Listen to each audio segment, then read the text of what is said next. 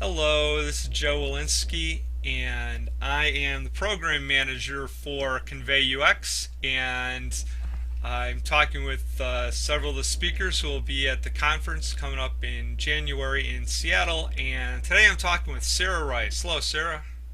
Hi there. How you doing? Good to see Everything's everybody. hello, and thanks for doing this. Where are you talking to us from today?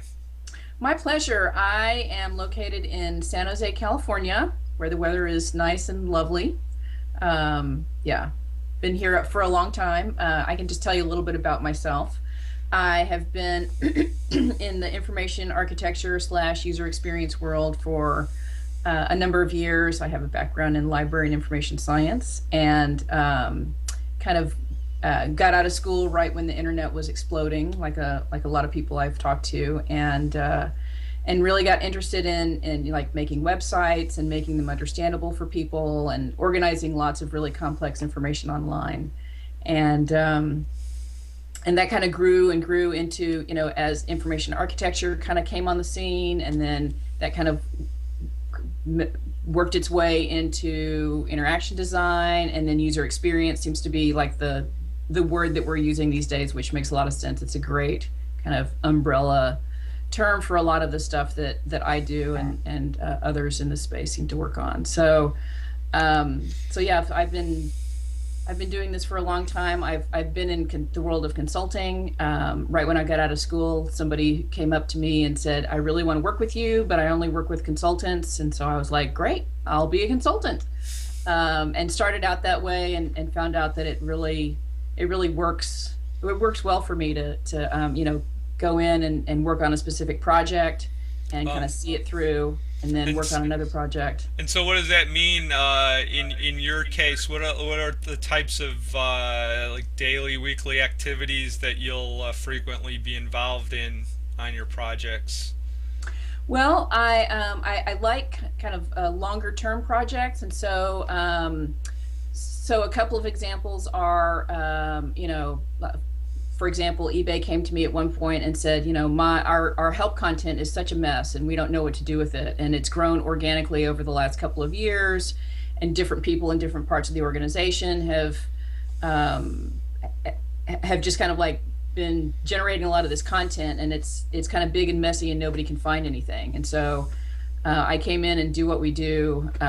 So did some research to kind of understand who the audience was, and then put together some proposals of like, here's how we could structure things. And so, like on a weekly basis,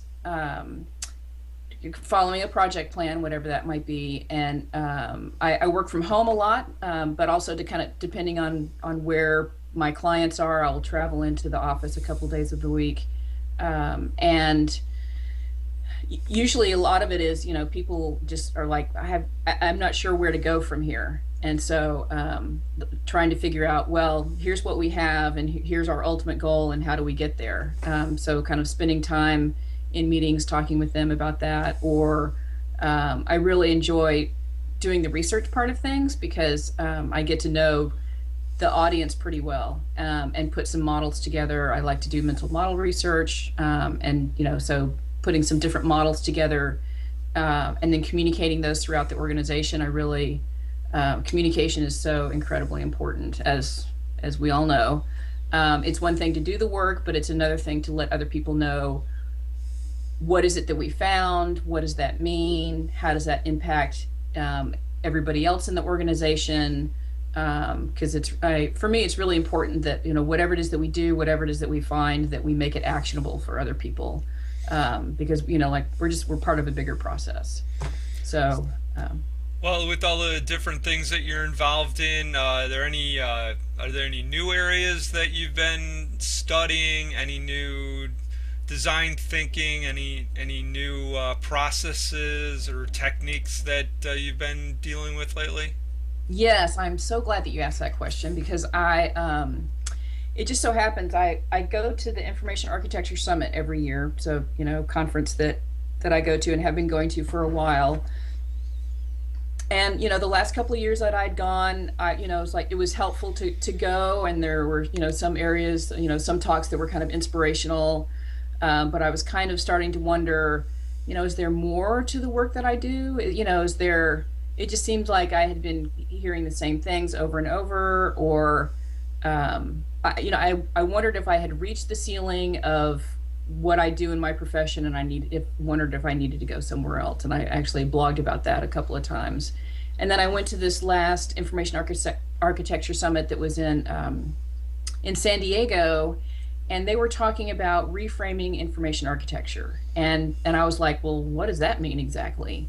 And when I heard people talking about it, I got a little more excited because, as you know, and as everybody knows, in user experience, we kind of we learned our craft as the internet kind of grew up. And so as the internet has matured, that's kind of how we saw the need for information architecture and user experience. And that's kind of how it got popular. And now one of the things that we're learning is that, or some people may have known it all along, is that there's such a need for it both online as well as offline. And because of all the different devices and different platforms and everything, that what we do is bleeding off of the screen. And so, like service design has become more popular, just trying to figure out how do we weave all the different experiences together in order to make things more seamless and more understandable, and to decrease the cognitive load and things like that. So the idea of reframing information architecture is just to kind of take it out of just the website, instead of just talking about, well, my website navigation or my website taxonomy or, things like that, and to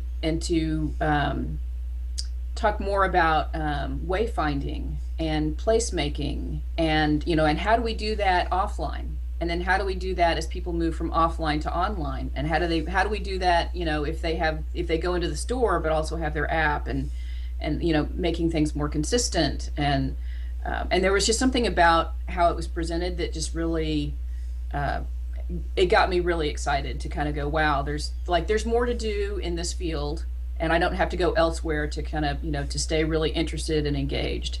And so I started kind of getting involved and trying to figure out, well, they've already talked about just what does it mean to reframe information architecture. And then last year was well, if we're reframing information architecture, how do we teach it to others? And so there was teaching information architecture. And then after that, we were kind of thinking of, okay, well, what's next? And then, so then the next logical thing is, how can we critique the work that we do? Something beyond just my opinion. Oh, this is good work. Or Joe, you might look at this and go, oh, this is really good work. But what isn't some sort of objective way to critique the work that we do? And and I think that we've already started by, just doing basic usability on whatever experiences that we have going on. Can people use things? Can they complete a task? Can they, read the label? Some of those tactical things. And is that where things start to tie into your session presentation? The title of your talk is Objective Measures for Evaluating UX Frameworks. Yes, that's it exactly. Is just really trying to understand. Instead of my opinion or your opinion or somebody else's opinion on, oh, this is good or this is not good. And even going beyond, well, we know this is good because this is the process that I use to do this thing. It's we should be able to look at any experience, and I'll talk about UX frameworks and instead of just UX, just the experience in general. I'll talk about that next. But just being able to, regardless of how it was created or who did it, to be able to look at something and go, oh, this is solid for these 5 reasons, and to be able to kind of do that objectively. I think there's area for growth, and to kind of better understand that.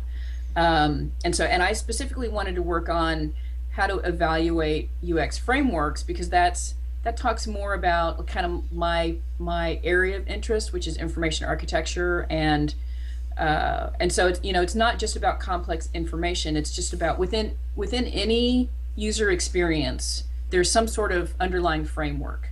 When I deal with talking about what is information architecture, I usually approach it as, are we building a house, a hotel, or a hospital?